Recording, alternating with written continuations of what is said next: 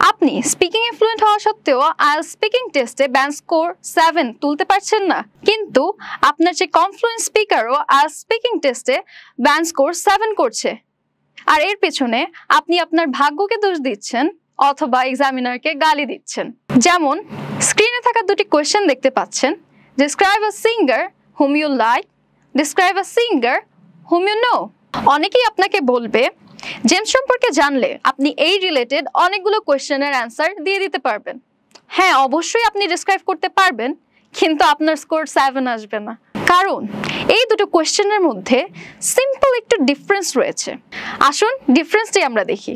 লক্ষ্য করে দেখুন, describe a singer whom you like and describe a singer whom you no.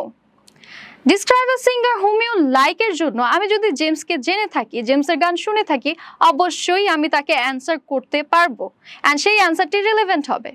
কিন্তু describe a singer you know, এক্ষেত্রে যদি আমি জেমসকে ডিসক্রাইব করি, ভেবে দেখুন তো অ্যান্সারটি আসলে কি সঠিক হবে?